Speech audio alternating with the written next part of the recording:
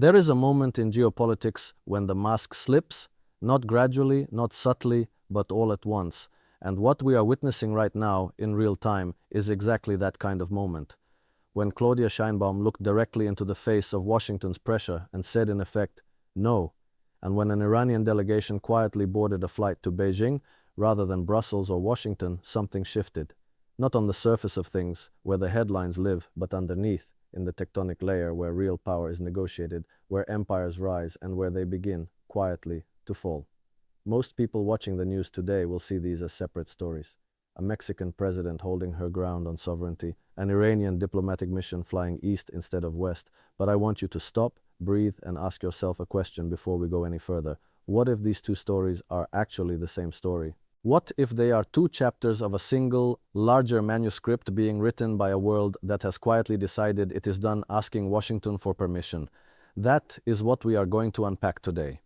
And I will tell you right now, there is a critical realization buried in this analysis, something that explains not just these two events, but the entire arc of American strategic decline over the last decade, and I am going to save that for the final third of this conversation, because once you see it, you cannot unsee it. Let us begin with Mexico, because Mexico is closer to home for the American audience, and because what is happening there is frankly more radical than most people realize. Claudia Sheinbaum is not a firebrand. She is not a revolutionary in the theatrical sense. She is a climate scientist, a technocrat, a woman who rose through the institutions of Mexican governance with a calm, methodical intelligence. And yet, she has done something that very few leaders in the Western Hemisphere have dared to do in recent memory. She has told the United States government, repeatedly and with remarkable composure, that Mexico's sovereignty is not negotiable. Now, some of you will say, well, leaders say that all the time, it is political theater. And you would be right, most of the time.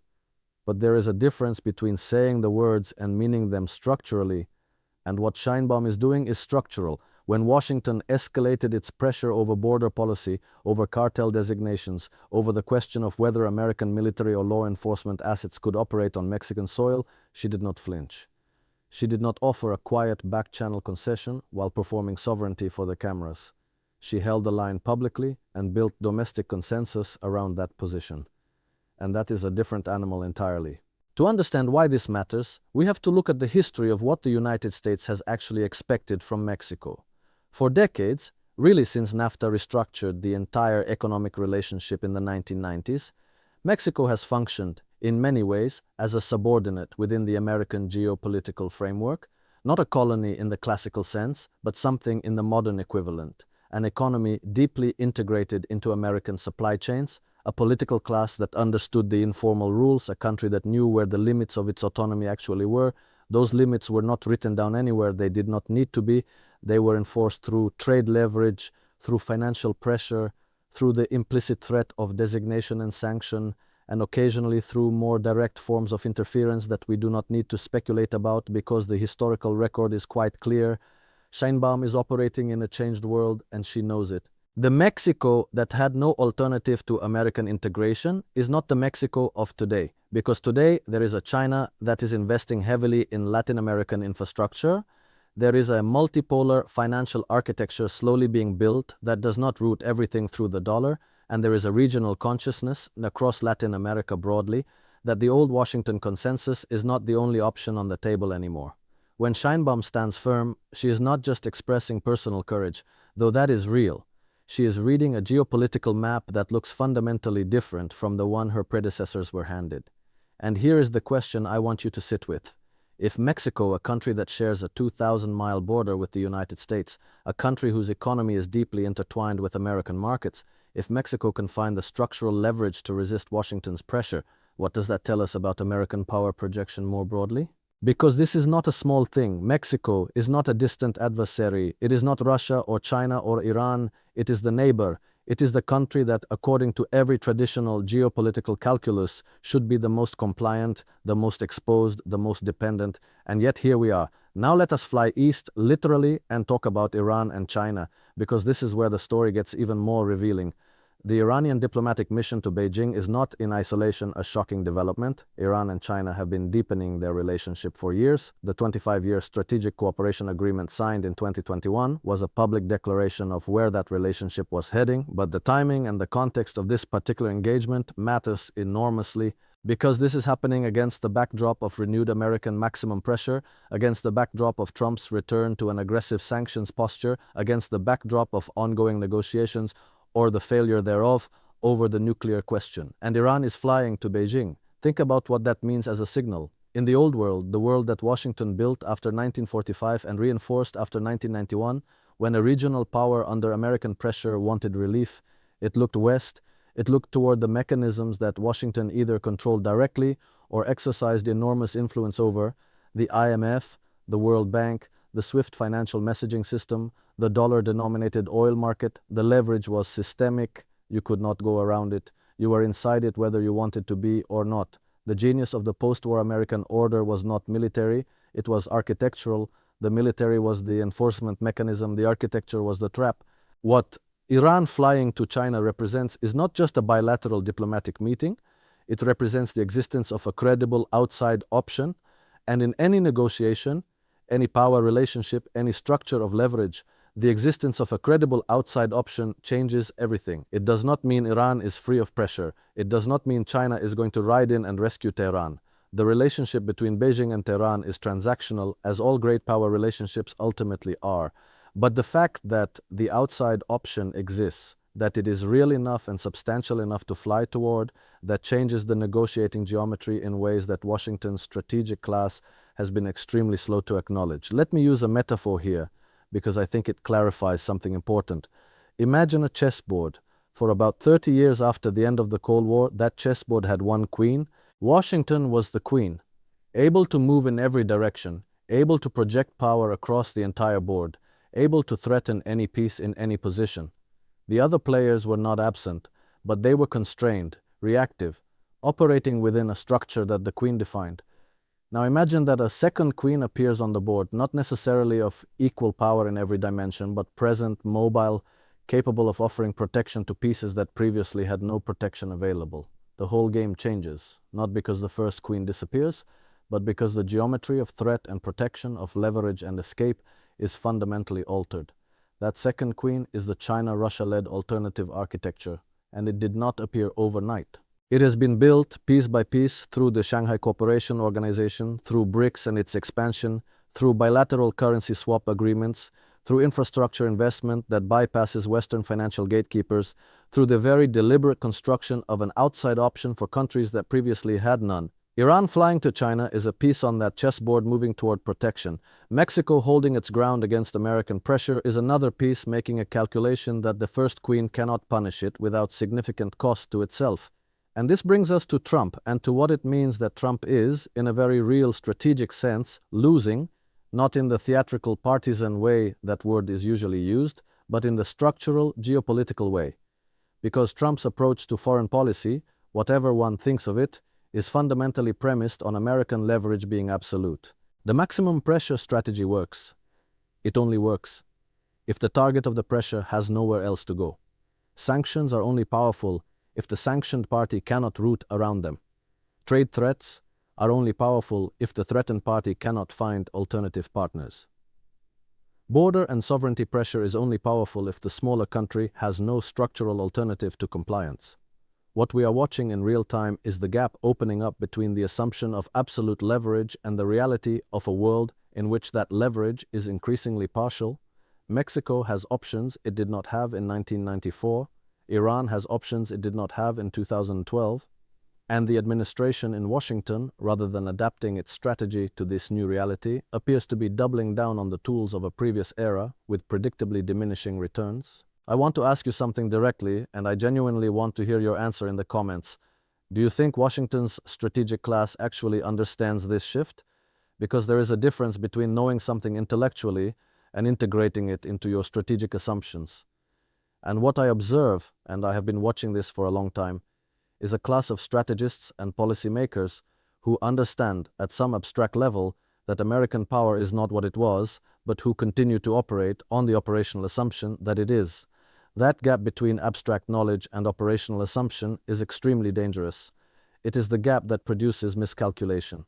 And miscalculation at the geopolitical level does not produce merely political embarrassment, it produces wars. Now, to understand why this moment is particularly acute, we have to look at the economic substrate beneath the geopolitical drama, because foreign policy is never really separable from economics, no matter how much we talk about it in purely strategic terms. The dollar's role in the global economy is changing, not collapsing. I want to be precise here, because the dollar collapse narrative is both overused and often analytically lazy, but changing meaningfully and structurally. The percentage of global trade settled in dollars has been declining. The percentage of central bank reserves held in dollars has been declining.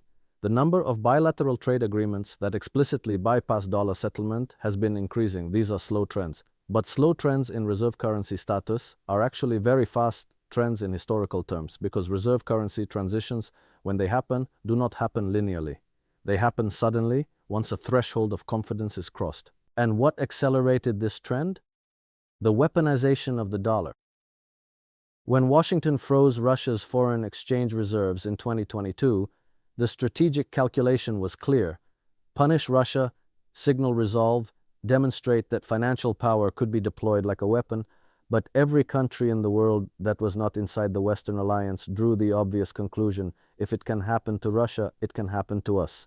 And the rational response to that conclusion is to reduce your exposure to the system that can be turned against you, not overnight, not in a dramatic announcement, but quietly, steadily, through the patient construction of alternatives. What we are living through right now is the consequence of that calculation multiplied across dozens of countries and several years.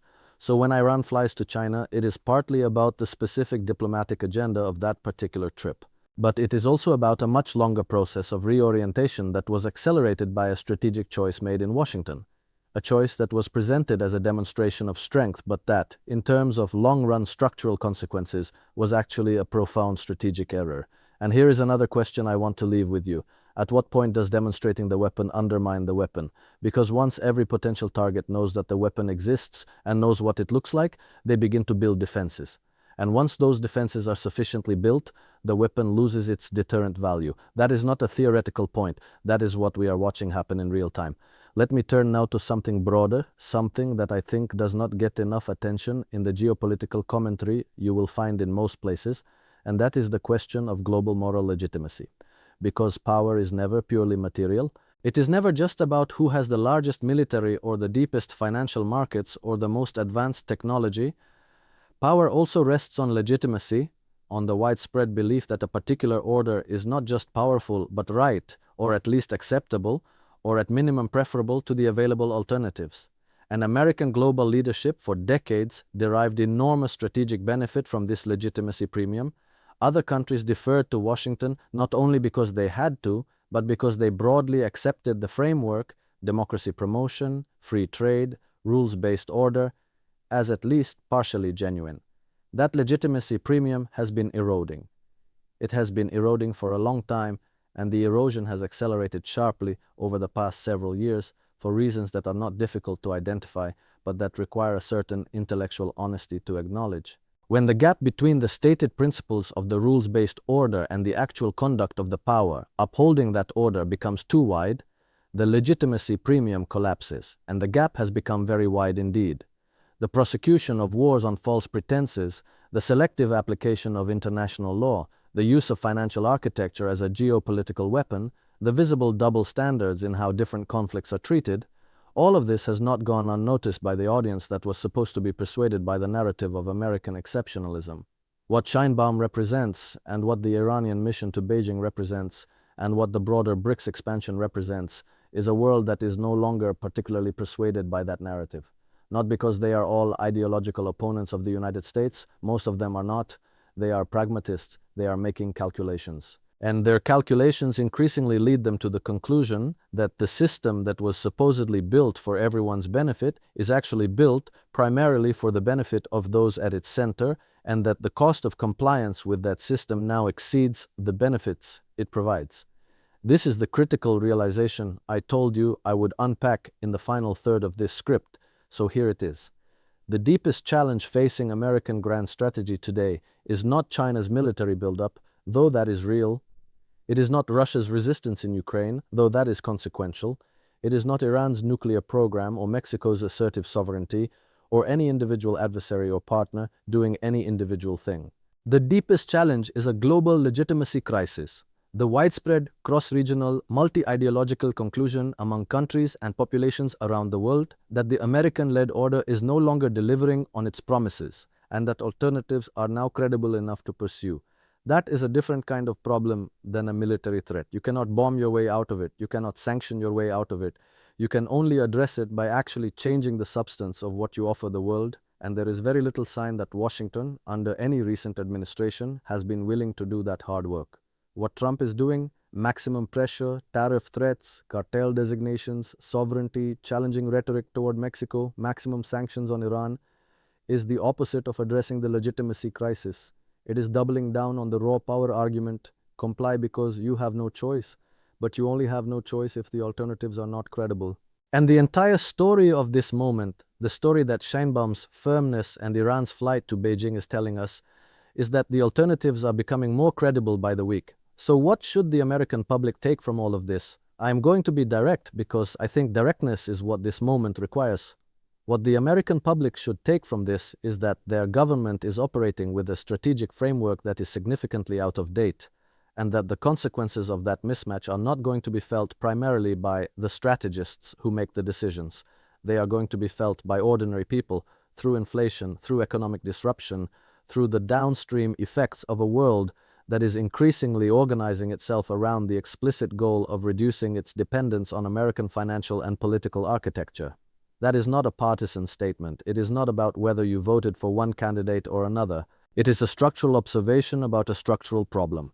And the final question I want to leave with you, and please genuinely put your answer in the comments because I read them and they inform the next analysis, is this: what would a genuinely adaptive American grand strategy look like? Not the strategy of maximum pressure and demonstrated leverage, not the strategy of multilateral institutions that Washington quietly controls, but a genuine strategy for a multipolar world, a strategy that accepts the reality of other powers, that builds relationships on the basis of mutual benefit rather than hierarchical compliance, that rebuilds the legitimacy premium through actual conduct rather than narrative management. What would that look like? Who would have to lose power domestically for that strategy to become possible? And is there any political force in America today that is actually building toward it? Those are not rhetorical questions. They are the most important strategic questions of our moment. And until American political culture is willing to engage with them honestly, stories like Sheinbaum standing firm and Iran flying to Beijing will keep repeating in different forms in different regions until the cumulative weight of them tells a story that is impossible to spin, impossible to sanction away, and impossible to ignore.